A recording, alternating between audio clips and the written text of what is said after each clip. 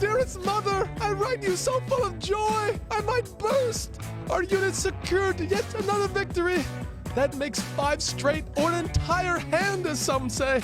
The Dolphin men put up a great fight, but our aquatic drilling paid dividends. Our trusted sniper capped the win. I am beaming. Andrew. It sounds like Captain Andrew celebrated with a little Captain Morgan. Haven't you seen? Yeah. It's a little, Captain Andrew gets a little loose after wins. That's the Captain Andrew Luck tweet following the Colts' victory over the Dolphins and the interpretation from Chris Sims. Yes. We're still not quite sure what you're going for there. It continues to sound like British vampire, although Distinguished gentleman is what I'm going for. Drunken British vampire would be. I'm just going to stop right there. All right, Colts defeat the Dolphins 27-24. The Dolphins are up 24-14 in the fourth quarter, but if you let Andrew Luck hang around, exactly, he's going to get you.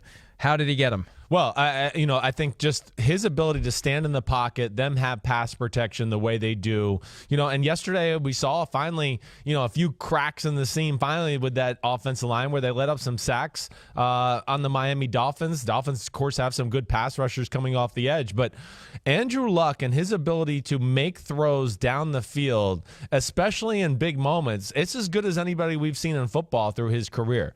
I mean, he's a special deep ball thrower, and they're never out of a game there in Indianapolis. And I think that, coupled with some conservative play calling by the Miami Dolphins in some big situations there at the end, it just kept giving them some hope. And if you give Andrew Luck and the Colts hope, he's going to burn you at some point, and that's what he did. The season was almost derailed, though, for the Colts in the first half. How about the play when Jacoby Brissett throws the pass to Andrew Luck? Gosh. Stretches him out, and then he gets slammed onto the shoulder, the throwing shoulder that knocked him out for a year.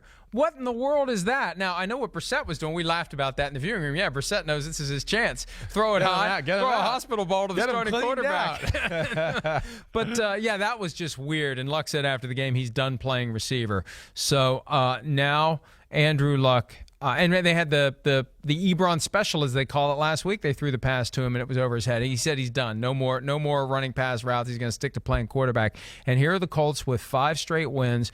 Amazing to see what's happened. There were some games early in the year that I think they should have won. So if they just come up a game or two short of the playoffs, they are really going to be sick. Yeah, they're going to be sick about that Texas those game. Those That's games in the September. Game. Right. Yeah, well, that was the game where Frank Reich decided to go for it on 4th down in overtime, right, and gave the ball back to the Texans and let them win the game instead of just taking the tie. That tie could have been the difference between getting into the playoffs or not, depending upon how it plays out. But those games in September and October, they don't speak much about what kind of a team you're going to be in December, but those wins all count toward the final analysis. And there's going to be plenty of teams that are looking at those standings and looking back at their schedule and saying, oh, God, it's this game that did us in. It's that game that did us in. Yeah, they have this moment that the did us Jets in. game, right, where they played horrible, got off to a bad start, let the Jets offense make a lot of big plays on them throughout the day. But they have righted the ship. And then there's 2 things that I think, or maybe 3 things that jump out about the Colts. First off, their defense, it's not like overwhelmingly good, but they don't make a lot of mistakes. They make you earn it. They're going to make you execute. They're very sound. They're in the right spot always. And then their offense having balance because of this offensive line, it gives them a chance. They can run the ball for the first time in Andrew Luck's career. They can pass protect, and he can sit back there and go, man, I could take an extra hitch step back here and pat the ball and wait for T.Y. Hilton to come open. I can see he's going to come open, and now I'm going to be able to throw it where years past he might have had a scramble or get the ball out of his hand. That's where they are dangerous, and we got to give Frank Reich, again, credit. I think we're seeing another week of evidence where we go, wow, the Colts had some special game plan design plays against the Miami Dolphins, and we sat there and watched the Philadelphia Eagles and said, man, their offense is stagnant and there's not a lot of great ideas. I think Frank Reich is proving that, he's pretty creative at drawing some plays up on a weekly basis. Couple of tough tests coming up. Well, it would have been tough before the season began at Jacksonville. Although, look, maybe the Jaguars can be dangerous. Hey, that game came down to the wire last week. Yeah, but I just feel like the Jaguars, I feel like they've folded the tents. Yeah. After getting to the AFC Championship game last year and going 1-8 over their last 9, I feel like they're let's get healthy let's stay healthy through the end of the season. Let's get out of here and get on to the offseason. Yeah. At the Texans after that, though, that's a huge game.